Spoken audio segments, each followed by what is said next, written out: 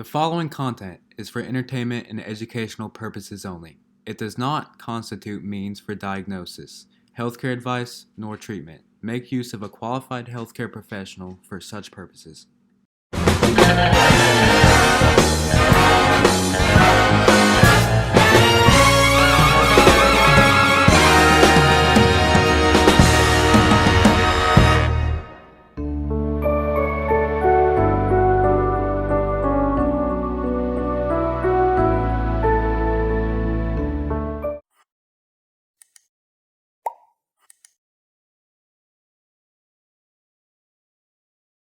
Hello, everyone. My name is Dr. Charlotte Ortiz, and today we're going to continue with our lecture of the fields in psychology. If you have not had an opportunity to review the other fields that we've discussed, please make sure to go to the description below, and I also will provide that link for you guys here in class. So previously, we covered one of the major fields in the field of psychology, right? So we covered aspects of community psychology. We talked about aspects of industrial psychology and clinical and counseling neuropsychology. So a wide variety of fields. And today we are going to continue with that same process. We're going to talk about other fields in psychology. So let's get started. When thinking about other fields, remember that we have talked about the subfield of experimental psychology. Now, some of you may be widely familiar with the aspect of developmental psychology. And developmental psychology, interestingly enough, has to deal with that lifespan approach. What we're interested in studying that growth, that development that occurs throughout your life.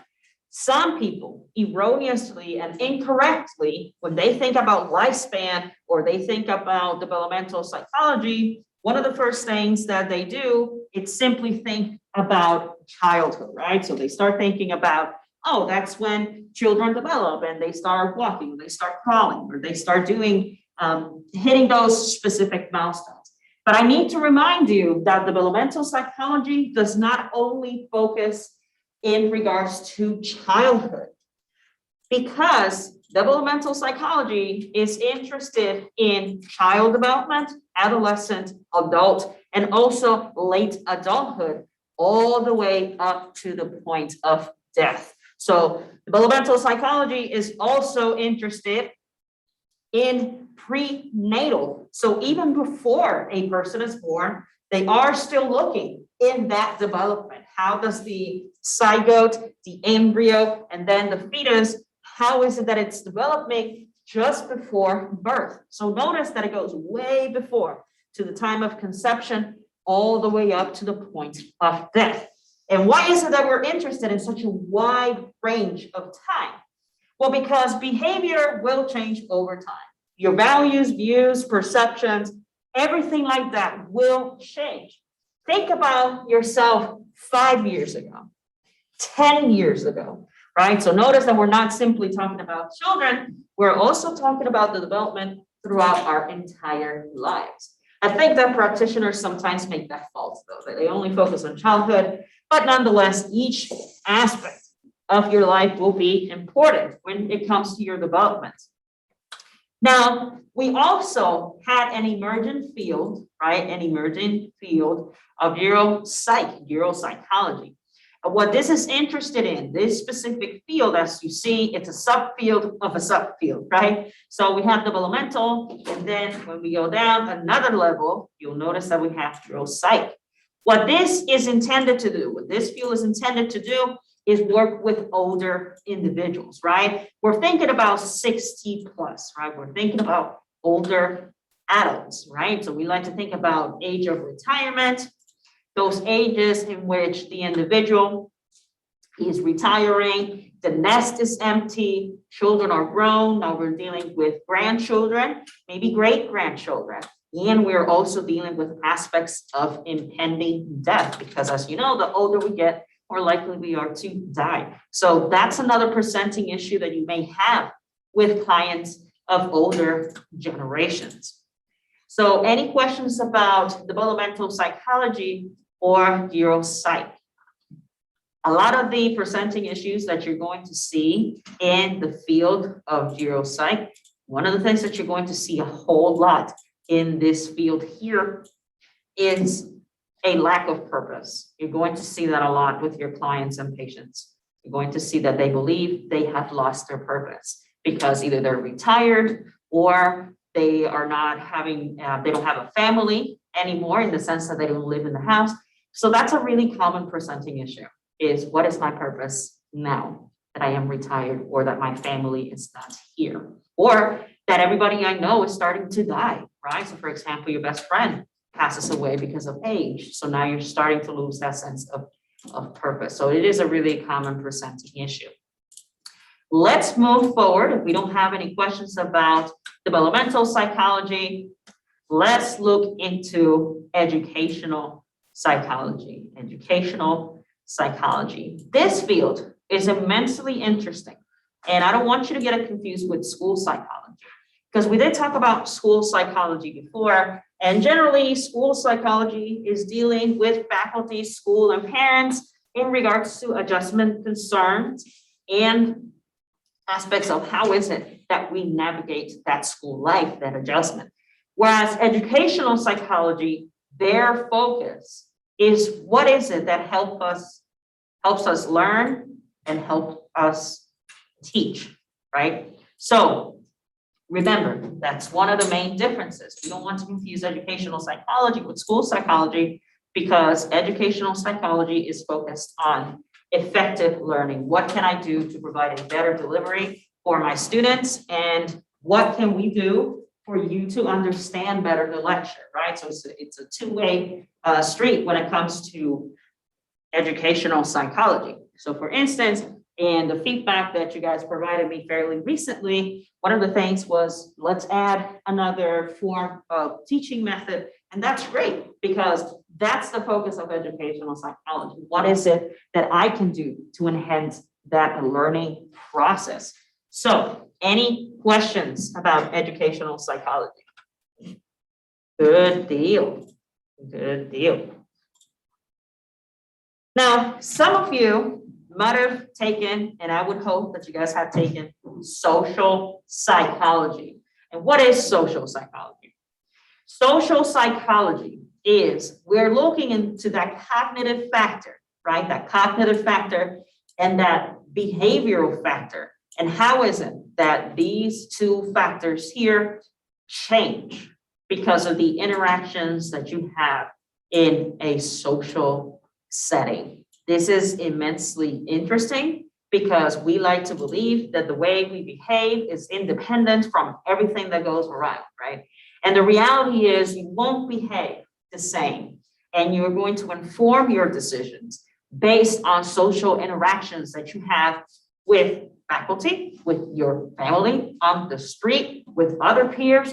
Notice that that information is immensely important because I need to know what the average person, how is it that they behave, and how is it that their mental processes and their behaviors are indeed shaped because of social interactions. So any questions about that? Yes, ma'am. How is social psychology different from sociology?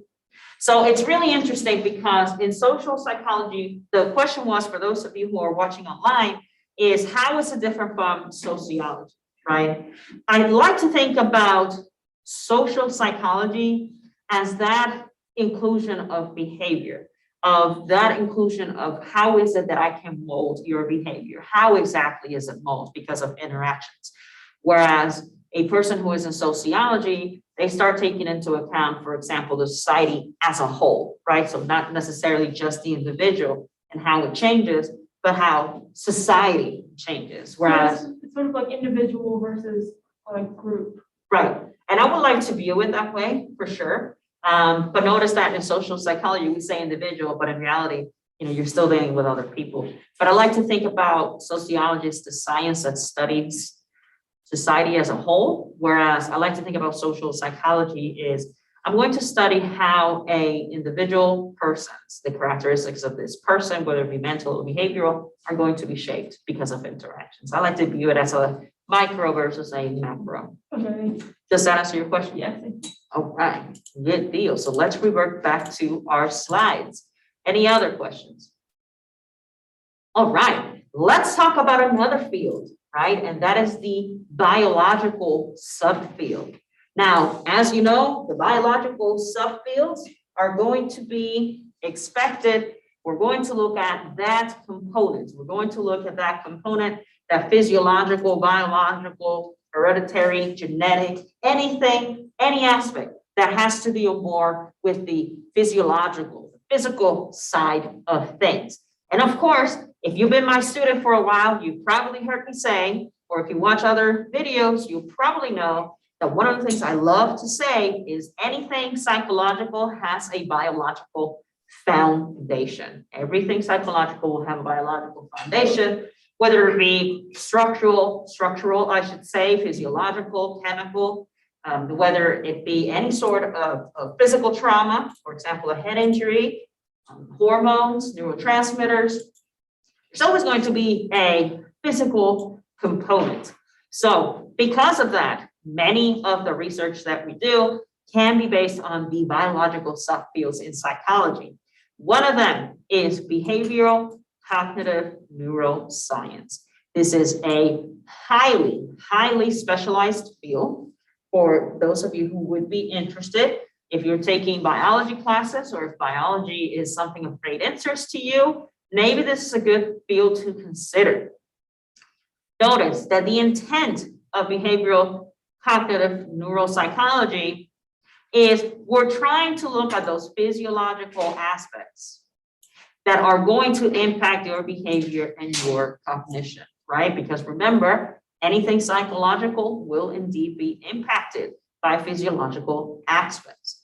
Now, there are many experimental fields within the field of neuroscience. Notice that we can look into, for example, physiological psychology, psychophysiology. We can also look at psychopharmacology. We talk about many, many different fields that could indeed be within the experimental biological aspect. We actually rely, a lot of our research relies under this field, right? We like looking into what behavioral aspects impact our behavior. Any questions about this field? In my entire life, I've only met one person that has specialized in this field, that has a doctorate in this field. So it is pretty rare. A lot of people do not engage in this practice. First of all, it's immensely specialized, which means there's a lot of education, a lot of training, very, very much that goes into this field, and also a lot of science, a lot of math, and a lot of people don't like that. So this is a very highly specialized field. Although immensely interesting, most of what they do has an awful lot to do with experimentation. Now let's talk a little bit more about evolutionary psychology. This field is immensely interesting to me, at least on a personal level, and it might be to you. And why is that? Well, because this field is interested in knowing if our behaviors, if the things that we do are indeed influenced by what is an adaptation. So in other words, I needed to learn how to engage in this behavior in order to adapt, right? If I am adapting to my surroundings, that means I have a higher chance to survive and therefore reproduce and continue the species, which is a very significant feature and principle of evolution as a whole. So what does that mean in a very basic sense?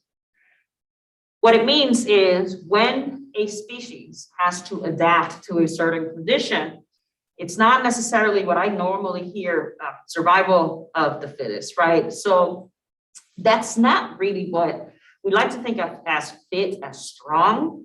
But in an evolutionary sense, when we're talking about being fit, what we're really talking about is how is it that we adapted, right? So if that animal, if that species, if that animal eventually became adapted to its surroundings, that provides a chance for this animal to be able to survive. And if I survive, I am able to reproduce and therefore continue on with this species. And you're thinking, what does that have to do with psychology, right? That I adapt myself to the surroundings. Well, for those of you who have taken biopsych or things of that nature, similar areas, you'll recall that a lot of our behaviors can be instinctive, right? So for example, being alerted, right? Being surprised, and how we're put in a sense of alert because of our autonomic nervous system, and that's where the neuroscience comes in.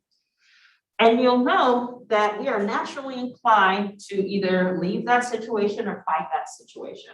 The only reason we would have that adaptation in the first place is because a evolutionary psychologist would argue it allowed you to survive. It allowed your ancestors to survive, and therefore it was passed down to you.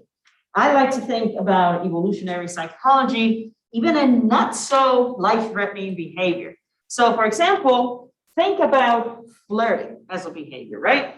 And how would an evolutionary psychologist would look at flirting as a behavior? You're thinking, what does that have to do with me adapting? Well, maybe you're not consciously thinking that you are trying to adapt to your surroundings, right? But notice that when you're flirting, an evolutionary psychologist would argue, you're just simply complying with your innate need of having sex and reproducing, right? So that need of having a sexual urge or a deficiency that needs to be released through an orgasm. So notice that an evolutionary psychologist would argue, this person, the only reason we flirt is because we're trying to adapt, trying to reproduce. So that is a really interesting way to observe behavior, right, through an evolutionary sense, right? What allows me to continue and reproduce? So, any questions about that? Any questions? Good deal. Fantastic. Now, for those of you who take my research class, this is almost a curse word, right? Because a lot of you don't like doing research, and I get it. You know, a lot of you don't like it. I didn't used to like it, but now I teach it. So now I find it really interesting.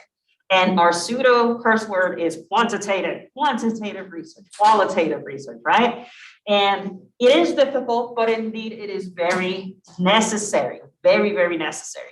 Now, what we're trying to do with the quantitative field is measurements. That is perhaps the key word. Every time you see the word quantitative, I want you to think about numbers. I want you to think about measurement, because the intent is to develop methods, develop techniques that we can utilize for experimenting and analyzing data that comes from a psychological sense.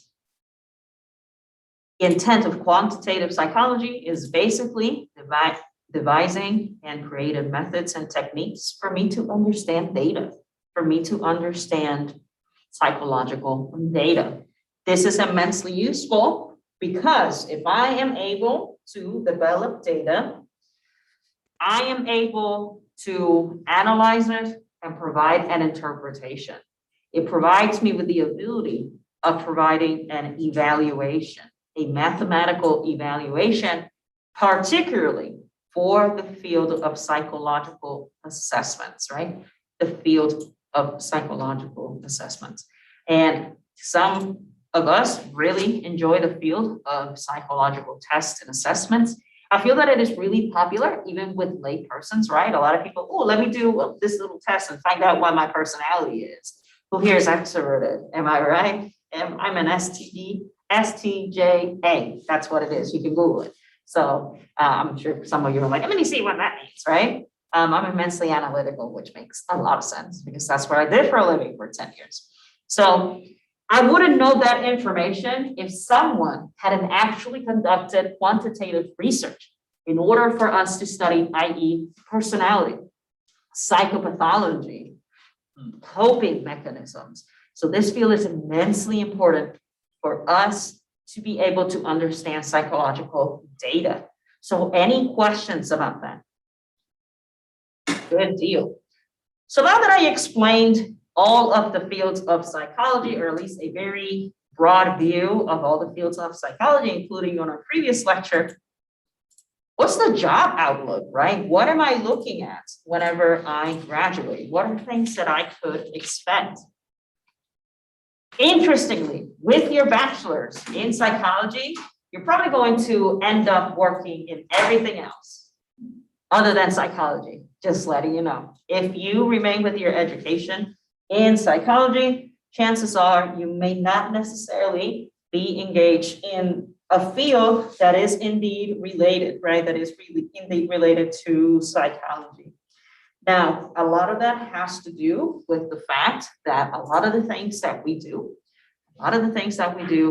indeed required a graduate level understanding and degree, right? So basically, I like to think about a bachelor's in psychology as pre-med, right? You can't practice medicine with a pre-med degree, just like you can't practice psychology with a undergrad degree. It's basically the same logic. Just like law, you can get a bachelor's in pre-law, but you can't be an attorney. You need to get your doctorate in law, right? You get a J.D. It's probably something I'll do eventually. I don't know. I'll do that eventually. You guys are thinking, what? She wants to get another doctorate. I don't know. Maybe I hate myself. Maybe I still want to get another doctorate, right? So notice that just like that attorney, right? You can't practice law without a J.D. You can't practice medicine without an M.D. The same goes for psychology. Right? We can't practice in our field necessarily just with a bachelor's. Now, in our local area, right, around our town, along our county, one of the things that is mostly sought after is people who specialize in human factors. And if you remember from our previous lecture, human factors looks into that interaction between humans and technology, right? Whereas IO psychology, industrial organization, is looking for how individuals perform in the workforce, leadership, things of that nature, clientele. So that would make a lot of sense because of those of you who live around this area of Alabama, it meant we have a lot of engineering, we have a lot of military, a lot of defense focused work, and also other fields of study. So it would make sense that here around our area, the aspects that are mostly sought after are human factors and IO, or also known as industrial psychology. Another thing is that if you are able to find that application, right, to look into applied research, right? And we talked a little bit about applied research before. Notice that that is going to make you a little bit more marketable, right? The individuals do look for applied research. And what is applied research? So for example, it may look like surveys, conducting surveys with the populace, and also conducting market research. So those are one of the few things that you can find around our area. So any questions about the things that you could expect around here, right? That the expectation or job outlook for our region. All right, so for those of you who are deciding to stay here in town, notice that perhaps this is the focus that you should engage in. Now, let's talk about a bachelor's in psychology, which is what most of you are pursuing, if not all of you. Right now, let's think about the popularity, right? This particular degree, it's relatively popular, right? About 5% of undergrads do pursue an undergrad degree, right? In a survey, right? And remember that some of this data I collected from APA sources and amongst other sources, but I do need to remind you that this is the most recent data I could find.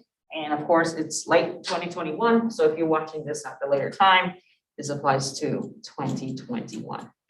So one of the things that I need to tell you is that closer to the 100,000 students, most individuals who actually graduate do not have a career or do not plan to have a career as a psychologist.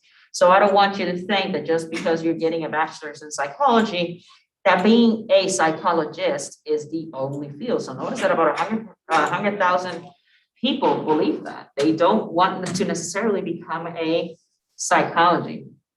Notice that a wide variety of individuals, the vast majority of individuals, do not attend graduate school.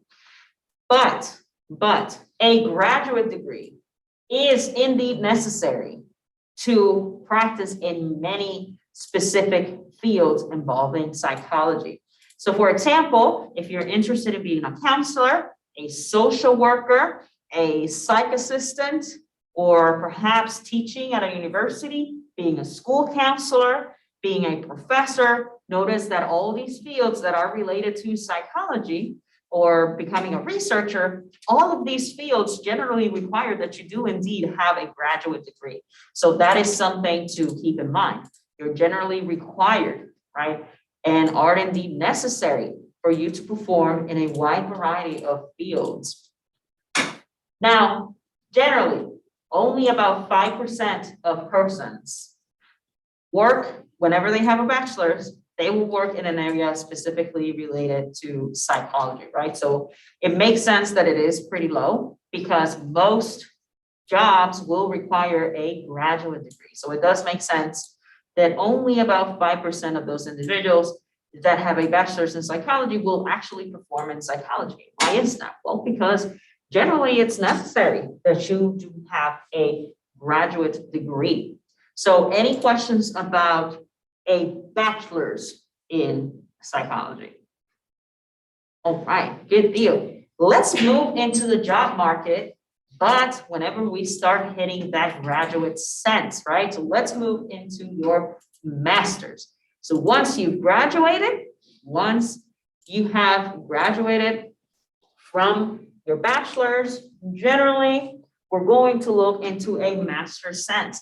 There are programs, however, that do offer you to go to Ph.D. school without your master's. So that is a possibility. What happens then is that you are required to complete your master's within about 2-3 years, right? So they will let you know, we will accept you to PhD school or doctoral school, but I need you to earn your master's in the meantime, okay? So generally, you could do that. That's very similar to what I did. I earned my master's very quickly. That way I could get my doctorate. It is a possibility, but a lot of people don't want a doctorate. So they stay with the master's level. So one of the first things that I would like to mention is about 56% of individuals, so roughly half of all of individuals that have pursued a master's in psychology work in psychology. Now remember, these can be related fields. So for instance, they can be social workers, right? They can be counselors. So notice that they're not necessarily people employed in a strictly psychological sense. Now, that could also mean that they became researchers, right? One of the things that starts to stand out whenever you get your master's, right? Whenever you get your master's, is that now you're moving from knowing about psychology to actually start creating psychology, right? You're actually starting to create data, right? You start becoming a consumer of data. So that's immensely important.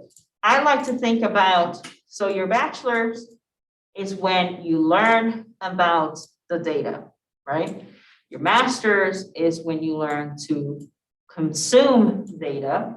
And I like to think about your doctorate as when you become a scholar of data. You start developing data yourself to contribute to those undergrad and grad fields, right? So that's one of the things that I like to look at when it comes to degree levels. Now, most of the masters revolved in these areas here. So first of all, we have clinical. And if you remember, clinical is the area in which when we are engaging in diagnosis assessment, diagnosis, and treatments, generally of chronic conditions. If you remember from the field of counseling from our previous lecture, you'll remember that one of the things that we talked about was counseling tends to deal with the lesser severe cases, right? So for example, marriage counseling, it could deal with school, right? Adaptation, individuals like you who are getting ready to graduate, right? Adapting to that stress, getting married, right? Being a father, being a mother, right? Your parents passing, a friend's passing, things that tend to be a little less chronic and tend to be a little bit more acute. Now, clinical, if you remember, is the field that tends to deal with the more severe or the more long-term. That doesn't mean that one can help the other, and that doesn't mean that one can treat what the other one treats. It means that their focus is a little bit different. It's a little bit more specialized for one and the other. And the third master's that is typically common is IO, industrial organization. Yes, ma'am. So in clinical counseling, is it a type of counseling or is it something different? So whenever we are thinking about clinical counseling, and it's funny because we do have a couple of interns that's their specialty. We have like 2 or 3 that they're doing clinical counseling. So notice that now they're trying to focus a little bit more in the more chronic sense, right? So they're getting a specialty, right? So it's just not general counseling. They're trying to get a little bit more focused, for example, on then assessment and diagnosis. So they're becoming a little bit more specialized when it comes to chronic illnesses, mental Do you illnesses. need more schooling for that? Yes, because you're becoming specialized. But I noticed that both clinical and counseling are under the category of masters, so you would just need more schooling in masters? Yes, Okay, so like a longer time? yes. Okay, thank you. So whenever you have a specialty, whether it be at a master's or a doctoral level, you can expect to be there a little longer. Or maybe the requirements are a little bit more strict. So for example, you have to do more internship hours, right? Or you're required to do a specialized internship. So for instance, for that clinical intern that we have, one of her requirements is to, with her internship, my boss, who's her supervisor, has to give her some of the more severe cases that we tend to see, because that will be a requirement for her, right? So, and she does get a lot of hours. So she also needs more hours than say other of our other interns that we have, because she's a little bit more specialized. So it will be at least at a bare minimum, a school requirement. You can argue that in some states, it can also be a legal requirement for this person to demonstrate that they have the education and the training to have that specialty. And we're actually going to cover that, some of the requirements for our state or in general of what does that look like whenever you actually sit down in having a specialty. So we're actually going to cover that a whole bit. That makes sense, because you would need more preparation for it to be able to do your job well. Right, right. All right. So generally in our local area, if you remember, we're looking a lot into the human factors and IO. Notice that a lot of the master students, many of the master students become employed because of their experimental courses, right? So all of those classes that we tend not to like so much, right? Experimental, statistics, this one here, right? Which is your research class. This is what's actually going to make you hireable and employable in our area, because that's what they're looking for. They're looking for the research base. Specifically, this institution is top heavy when it comes to research, because as you know, we are an engineering student campus, I should say, overall. So we are top heavy when it comes to research, because that's what they're looking for in our general area. So any questions about employment and in the master's level? All right, good deal. Let's move into the PhD level. When you actually get a DR before your name. Ain't that I use it everywhere. I use it. It cost me, it was so long that I use it everywhere. I just use it for fancies. I might get a sticker and put it in my car. Like, I use it all the time because it is a lot of work. So let's look into the labor statistics, right? The labor statistics. It's really interesting because as of last month, right? And today is November 2nd, so just last month, there is an expected growth. There is an expected growth in our field of about 8%. So the field is growing. It's not growing at a slower or faster pace. This is about what's expected in any other field, about 8% of growth within the next 10 years, which is when most of you are going to get your master's and your doctorate. So you're looking at a job increase of 8%. And like I said, it's not necessarily a rapid growth or a slow growth. It's about average. Now, I'd like you to think about that in another sense because of COVID, right? COVID has changed a lot of the job market for many fields, particularly those in the healthcare field, whether it's medical or mental health. So in the healthcare field, we have seen an increase, a huge boom when it comes to how many practitioners do we need, nurses, physicians, emergency care, psychologists, counselors. So I would argue, right, and of course, I'm not a finance person, I'm not a business person, or anything like that, but I will argue that this may change. It might actually increase because a lot of individuals who had nothing to do with mental health, now they are seeking therapy. And I'll give you an example. I would say about 4 or 5 of my newer clients are seeing me because they either survived COVID or someone they know died of COVID. So these are people, at least 4 of them have told me that they have never considered having any issues with mental health their whole lives. But I have at least 4 of them that are now terrified of dying because they went through COVID. So now they have this huge fear of, I can't drive because if I drive, I'm going to get in a car accident. So who's going to provide for my family or who's going to raise my children? So notice that because of this phenomenon that it's currently happening in history right now, our field is growing. There is an increase in demand. People who didn't even have any issues with mental health, now they're going to places like my boss's office because of that situation. Not only that, people who already had issues with mental health, they're also having to go and visit a therapist because now, for example, they're missing school, they don't want to go to school, they're not used to the online environment. That goes for children and adults in the learning environments. For example, people like you that are attending in-person classes. So notice that increase to me could be likely, but again, I'm not a statistician, I'm not that kind of person, but it would sound logical. Although the problem with logic is that logic only has a small range of understanding. That's why we don't use logic in this class, right? We use scientific method, right?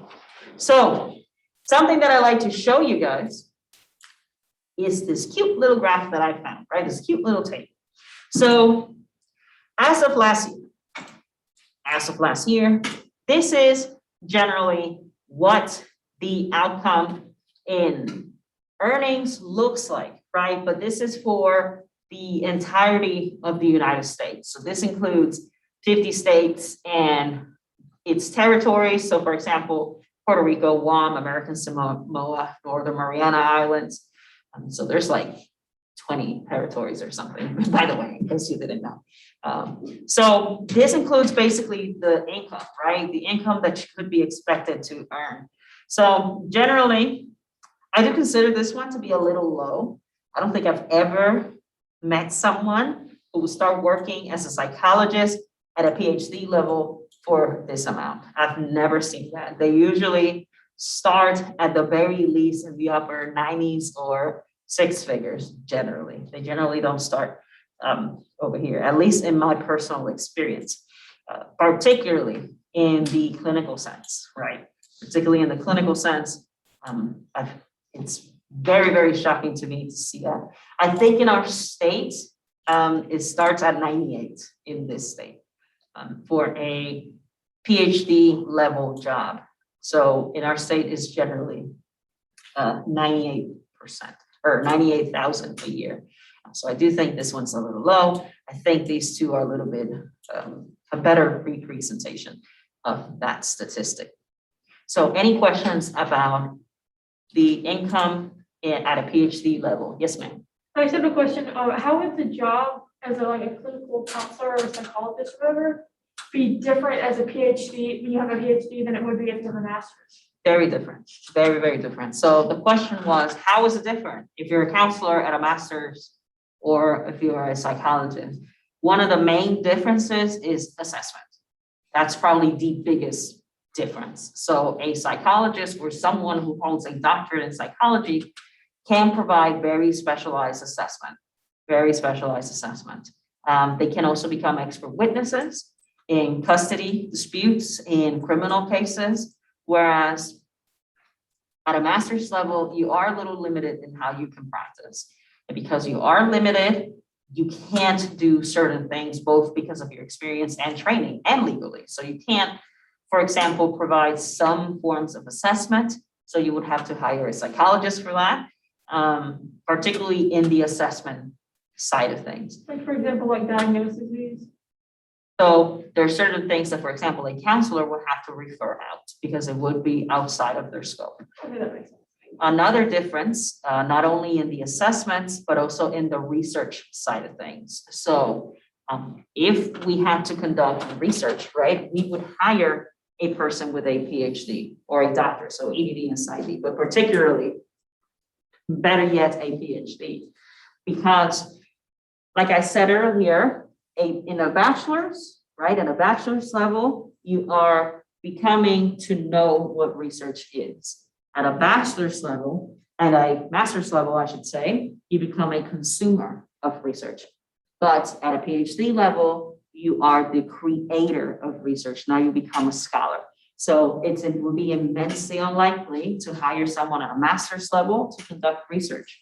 So that's another difference. Not only assessment is a big difference, but also research. They would hire a doctor to conduct research, not a master's person, because about half of my degree is research based. And the other half is practice. Whereas at a master's level, you're learning how to consume research, not how to create research. So if you have to do science in psychology, that's a big difference. So if you're looking to be a professor, if you're looking to be a researcher, if you're looking to be and work at the public health department or CDC or companies that are doing research, right, independent companies, then it would be necessary for you to have a PhD because simply you wouldn't have those skills at a master's level. Does that make sense? Yeah, thank you. So the biggest differences are becoming a researcher and assessment are probably the biggest differences in regards to master's and doctorate. So let's look into those first jobs, right? Continued with our PhD. Generally, there's about roughly 13,000 openings every year for PhD level individuals, right? So generally, this is what you can expect, right? Every year across the country, you might be able to see about 13,000 openings. Now, let me give you an example of what those openings may look like. Who are the largest employers, right? So the largest employer is themselves, right? They open private practice, right? They will open a private practice, right? So that is generally the first thing that individuals with a doctorate would like to do. They like to open their own little kiosk, right? They like to open their own little stand, if you will. That's what I usually call them. Oh, they open their own kiosk, right?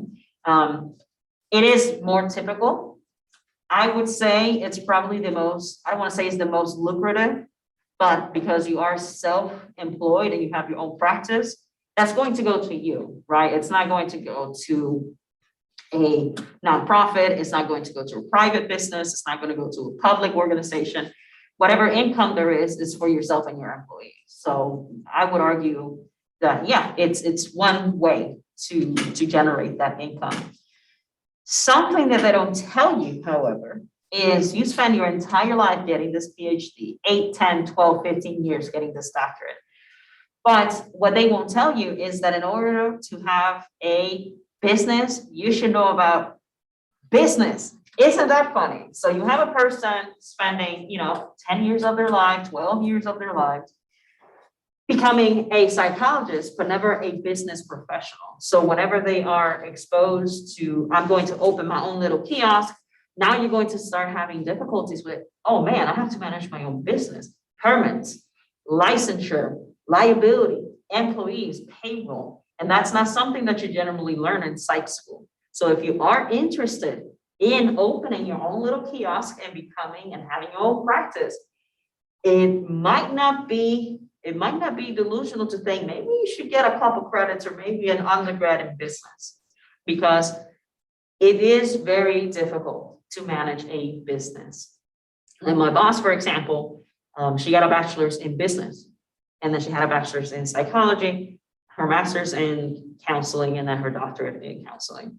So she decided to do it the right way, if you will, because it is very difficult to manage a business. So if that's something you're looking into, maybe consider a little associates, a bachelor, something in business, so that you are able to manage your business correctly. They never teach that in class, ever. So I am telling you now early that that might be a good idea, okay? The second largest employer, we're thinking about the aspects of schools, right? We're thinking about schools are one of the largest employers, whether it be private schools, local schools, or state schools. That tends to be the second largest employer. Now, also when we're thinking about ambulatory health services, think about specific levels of care in outpatient. So you're thinking about outpatient treatment, then government is probably one of the other aspects. Generally, in this sense, you're working as a researcher, generally. You can also think about professors, right, that work at state colleges. For example, this is a government facility because it is a public college. So this would generally fall in either a state government organization. But when we're thinking about government, think about defense, think about things of that nature. Now, one of the least likely employers is hospitals, right? Whether it be in the same fashion just as schools, private, local, or state. Any questions about who is the likely employer? Fantastic. In case you were curious, I would not like to have a private practice ever, really, because it's a lot of work. It really is. I like to, go in, get out, go home, watch some anime. You know what I mean? But managing a business is really difficult. I just want to go at the office, tell me how much you hate your mom, and then I go home, right? So it's not for everybody. It's not for everybody to have a private business. What are the skills that you should have as a provider, right? What are the skills that we are looking for when you're getting your major in psychology? Notice the very first thing, research. You have to be able to at least comprehend research because you will become a consumer of research. So at the very least, you need to be able to look at an article. If I were to give you a journal article, right? So very similar to what we do in lab, right? If we're doing a psych info search, you should at the very least understand the information of that article. At a PhD level, at a doctoral level, you start creating that specifically. Now you're starting to create research. But it is immensely important that you do become familiar with at least understanding research. Another thing that is immensely important is good writing skills. This is going to follow you the rest of your career. It will follow you the rest of your career. You should have good writing skills. And why is that? You need good writing skills because you will write clinical notes. You will write counseling notes for your patients or clients. So you may think, well, once I graduate, I don't need to worry about these essays or these written assignments from lab and things of that nature. Notice that we want you to learn those skills now because they will be necessary, if not legal requirements, for you to be able to write these notes and being able to provide them, say, for example, to billing for insurance, for you to provide a treatment plan and start gathering information about the treatment progress of your clients, so being able to monitor that information.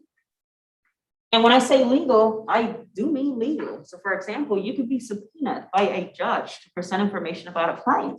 And if you simply have poor writing skills, how are you going to stand cross-examination in front of an attorney or a prosecutor or a defense attorney, right? So I do sincerely mean in a legal sense, because if you're not a good writer, it's good to start getting those skills right now. That's one of the reasons why you do internships too. So you start developing that type of research. Now, very important for you to have higher level thinking skills, thinking abilities. We're thinking about critical thinking. We're thinking very extensively of being able to analyze information that is presented to you. Whenever we have a client, there's this really cute illustration that I saw one time. So whenever the client is presenting a problem to you, right, looks like this, right, looks like this. Whereas you should be able to synthesize the problem. So you as the therapist, whatever you're presented with that information in that little bubble, your job is to start organizing, analyzing, and evaluating the information that person's presenting to you. So of course, it looks like a whole jumble, but your job is to be able to synthesize that information in order to give it back to the person, in order for that person to be able to understand their current presenting issues. Look at that, I'm super artistic. You guys see that? Perfect. So you also have to be emotionally stable. What? You have to be emotionally stable to be a therapist? You don't say. It's immensely important for you to have some sort of emotional stability. You will be presented with very tough and difficult situations from survivors, from perpetrators. And if we don't have that emotional stability, unfortunately, you can become traumatized by your own job, right?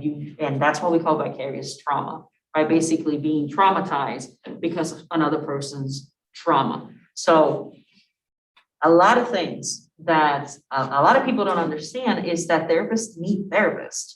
You will likely start seeing your own provider because you need to find what we refer to here in our slides as coping skills, coping with stress.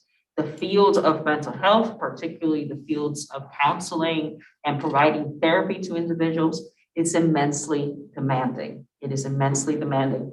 You're going to be exposed to trauma, to difficult situations, with frustration, perhaps anger. But your job is to be able to cope with said concerns. You may deal with bias. You may deal with regret, right? You may deal with sympathy. And those are things that you could actually work through in regards to therapy. So therapists need therapists, right? Therapists do need therapists. So any questions about that? Good deal. Let's talk a little bit more about, okay, that's fun and dandy. You told me about all of the skills and you told me about how much I'm going to suffer and or cry and or bleed whenever I get my degree. And I will guarantee you there's going to be a lot of blood, sweat, and tears, particularly tears, mostly tears, about 90% tears. But nonetheless, what are the steps that you need to follow? What are the steps that you are likely going to need to follow in order to pursue a career in the mental health area? Let's think about your bachelor's, right? And those of you who are closer to the end of gaining your bachelor's, I want you to look at this slide and tell me if this is something you feel you have right now or you are about to get right now in your bachelor's. If the answer is no, then the follow-up question to that should be, what can I do to gain this preparation? Okay, so I do want you to take a really good look at this slide. A bachelor's, as I mentioned, teaches you what psychology is. You should be very aware of what research, what the information is, right? So that is the first thing. If you're unaware of how psychology works, someone has failed you, but nonetheless, we can address that for sure. You should have completed introductory courses in order to be prepared for your master's. and particularly statistics and research methods, i.e. what you take with yours truly, little good old Dr. Shar. So those are skills that you should be able to prepare to.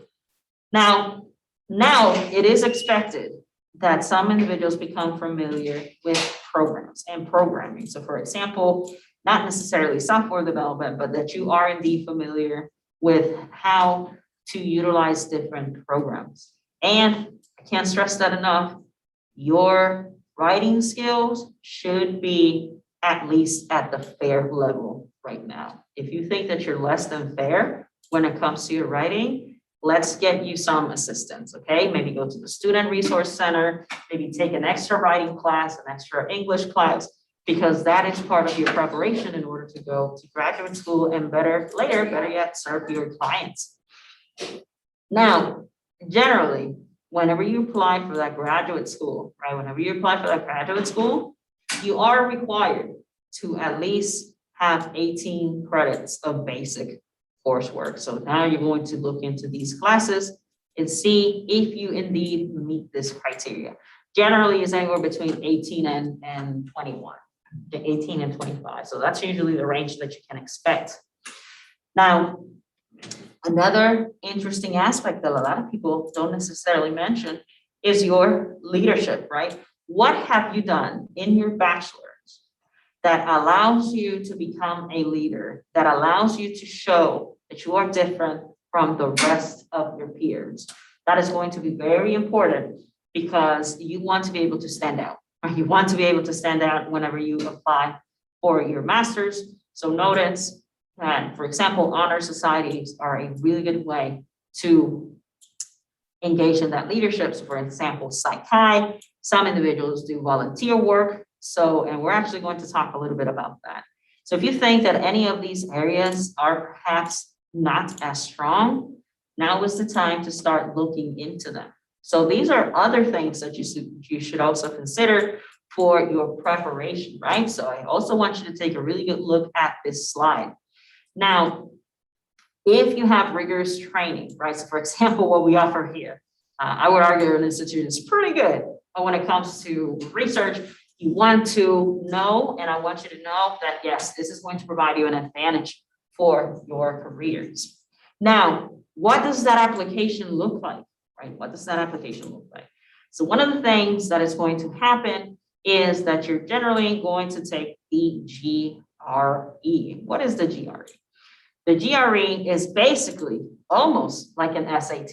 But remember, the SAT, when you took it a couple years ago, remember that that was basically to understand your capability of whether or not you could understand college level material. The GRE is the same thing, but instead of college level material, now it's graduate level material. So it's basically the same premise, other than this time around is for graduate coursework.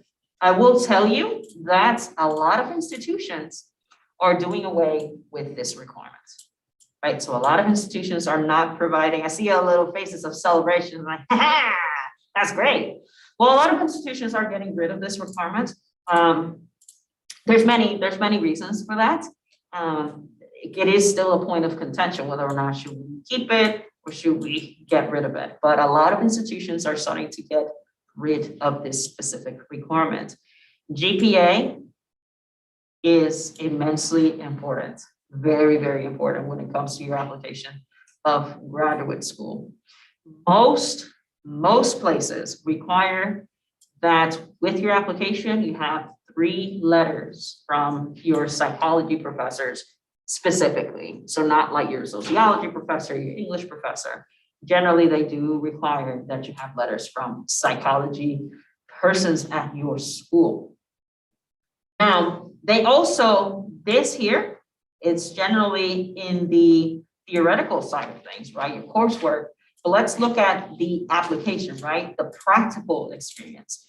Generally, for your application, what they're wanting to look at for your applications for your master's is what type of volunteer work have you done in a lab setting? So for example, what Miss Emily does, which is she works under Dr. Torres as a TA and she teaches the lab course.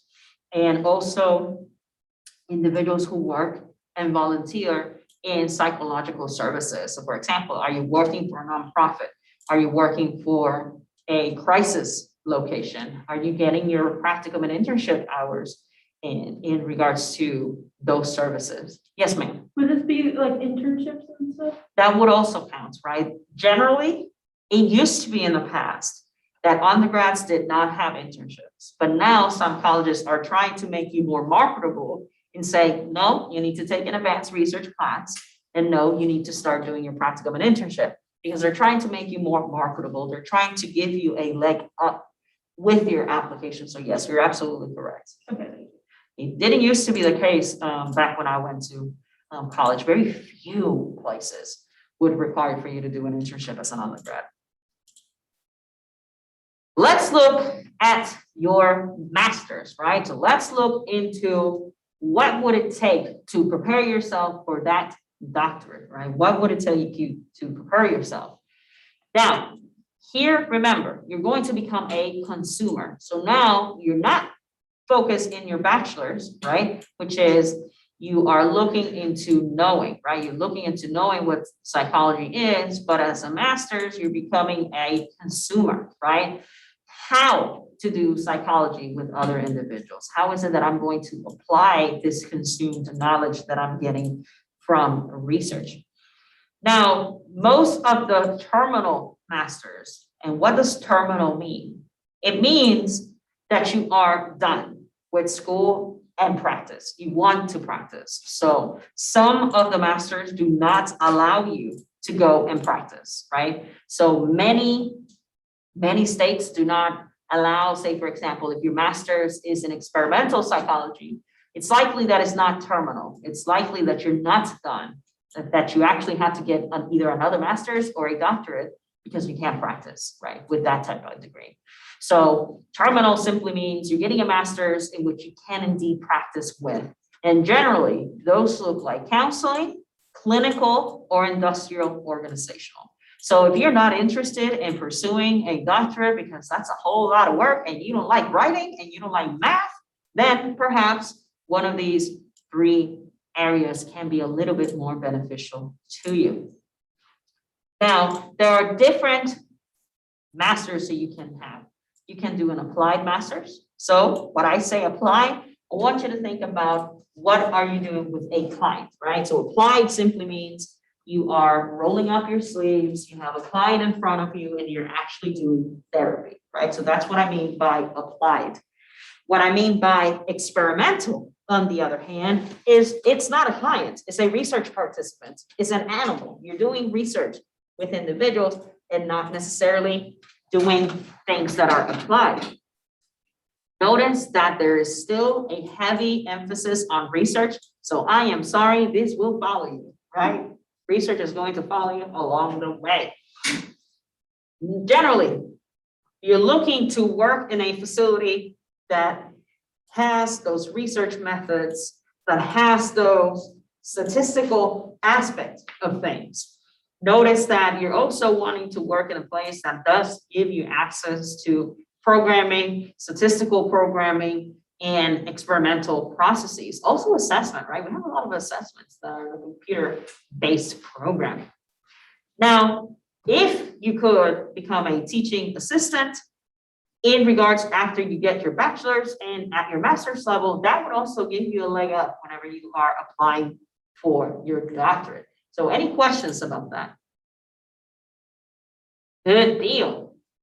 Let's look at a doctorate. Tan, tan, tan. I always knew I wanted to pursue something really long. It was either law or a PhD. So I still knew I was going to be in school for like 170 years. So I've spent my entire life in school since I was 3 years old, all the way up until I was 31. So, spent my entire life. Why is that? Well, because a doctorate can take you anywhere after you've done high school, associates, bachelor's, master's. After all that, it can take you up to between 5 and 7 years, right? I see a lot of you like, I knew that, right? I'm not gonna be in school and be an old man or an old woman, right? So I actually graduated fairly young. I was like the second youngest. The youngest one was like 28 with her doctorate. So she was super young, or 27. So at least in my class, my specific class. Now, just because you have a master's, it doesn't necessarily mean that it's going to require for you to do less time, right? A lot of people think, oh, I already have a master's, so maybe it's not going to take me as long to do my doctorate. That's not necessarily the case. You may still have to start from score 0 when you're getting your doctorate. Because remember, with the master's, you are doing psychology, you're becoming a consumer, whereas with a doctorate, now you are creating science, you are becoming a scholar. So because of that, that material that you learn here may not necessarily apply for that time in your doctorate. So I do need to tell you that because it may not necessarily be the case. Now, generally, for most states, it is required that your program is and does have a credential with APA. A lot of the practices, a lot of states do require that you do engage in this, particularly with clinical counseling and school psychology. Very, very important. So if you're interested in getting a license as a psychologist, you also need to look at whether or not your program for your doctorate is accredited for APA. Even when you did your 5 to 7 after your bachelor's, master's, right? Even if your program it does have a credential with APN, you still need to pass a licensure exam, right? And in the United States and Canada and all its territories, that is called the EPPP. The EPPP is the national and international exam for Canada as well to become a psychologist in your state, right? So you will be required to take that exam should you want to become a psychologist. Most states, I think maybe there's one place that does not require for you to be a doctorate, but I could be wrong. Most states are going to require, if not all of them, that you are a doctor in psychology before you become a psychologist. You cannot become a psychologist without a doctorate. And I actually have another lecture that I very, very, very much cover that in detail. What does that imply? It implies at the very least 2 years of supervised experience. So not only are you doing the 5 or 7 years of education, you may also have another additional 2 when it comes to practice, right? And I see a couple heads like, what? I'm already in school all this time and then I got to do this as well, right? You do. It is a legal requirement. You will be practicing under another person. Therefore, you're going to be supervised. You're going to have a supervisor that is going to monitor what you do because you are learning. Generally, and I'll tell you guys about my specific experience. I got my doctorate. I actually did it all throughout. No breaks, no summer, no Christmas, no spring, no anything. I studied every single month for about 6 years to graduate as fast as I could. So no breaks in between. There are a lot of doctoral programs that are like that, though, by the way. They don't offer summer break, or they don't offer spring. There's just no break. You go to school the entire time. So that was my journey. I did my residency, and my clinical residency was a year. So that was a year. Then I did my practicum and internship. That was 2 years. And then I did my dissertation, which I did it as fast as possible. And I did it in a year and 2 months. So that's usually super fast. Usually a dissertation takes about 2 years. So I tried to do it as fast as I could. That was my journey. I tried to do it as fast as possible. So notice that there is not only coursework, but your residency, your practicum, your internship, and your dissertation. So that's something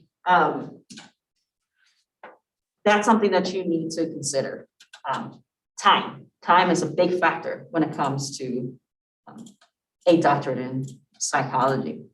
Any questions about a doctorate in psychology? And like I said, I have a very, very detailed video about how does that look like. Let's talk about career considerations. Let's talk a little bit about considerations. I want you to ask yourself, right, these questions, right, these 3 sections. Ask yourself, what exactly do I want to do? What do I want to do?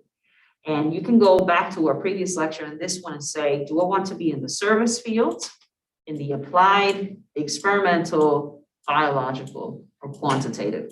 The immense majority of people like you and me generally want to work in one of these two. But again, you can refer to this presentation and our previous one to say, and watch that video and say, you know what, this sounds a little bit more appealing. Let me look into this field a little bit more. The other question that you need to ask yourself, okay, I want to work on the biological subfield. So I need you to start asking yourself, okay, how exactly am I going to allow myself to get into that field? How do I need to be prepared for my bachelor's? How do I need to be prepared for my master's? And this is where I want to stop. Or maybe you want to become a researcher or a scholar in the biological field. So maybe, okay, let me look at that doctoral prep. Let me see what it is that I need to do. And one of the last questions that you need to ask yourself is, in this particular slide, is who do I need to talk to? Who do I need to hang out with? Who do I need to network with, right? So LinkedIn, conferences, poster presentations, professors, other people in mental health. What organizations should I join? Because remember, one of the best ways to network with people is joining certain organizations. This is so important. This is going to allow you to look into internship opportunities, job opportunities, and research opportunities. So looking into what are the national societies for psychology, state societies, and also looking into those university ones. So for example, Psychi, notice that you may also start engaging in volunteer work, working at a crisis center, working in a nonprofit. So that's another emphasis that you should look into. And the last thing that I want to talk about is ask yourself, what experience do I need? What do I exactly need to do? So not only your education, what do I need to learn, but also what do I need to do, right? So is it required for me to do a residency? Is it required of me to do a practicum internship? And in my case, I am required to do a postdoc. So I did all of this and now I'm doing all of this, right? So I am required to do post stuff after my doctorate, which is what I'm doing right now. And notice where is it that you want to stop, right? So for example, if you don't want to do anything doctoral, then perhaps this is your stop right here. How do you get that internship? Well, we already mentioned networking. Another way is talking to people like me, right? Faculty members. Some universities do have advisors for internships specifically. So not necessarily your academic advisor, but some institutions do have someone who specializes simply in internship. Look into virtual opportunities, although there might be some legal requirements about that. Some licensing boards won't accept virtual opportunities, but nonetheless, you can still utilize them for that master's application, right? That doctorate application. I don't know so much about licensure later on once you get your doctorate or master's, but perhaps for that application for your master's or your doctorate, it might be a little bit beneficial. As professionals, as counselors, as psychologists, as psychological technicians, as someone who is in the field already. And something people forget is that you can practice where you work, right? You can do your internship and practicum where you work. So if you already work in a field that involves mental health, you know, what do they say in the South? If it ain't broke, don't fix it, right? So if you already work in the field of mental health or know someone who works in the field of mental health, perhaps that is a good way. There are ethical considerations for that though. So there might be a little bit of extra paperwork that you have to do. So for example, that your hours are not going to conflict with your work, right? The way you're being evaluated. So there are some ethical concerns to that though, but some people forget that. You can actually do your internship where you work. Any questions about that? All right, beautiful people, and I'll see you later this week.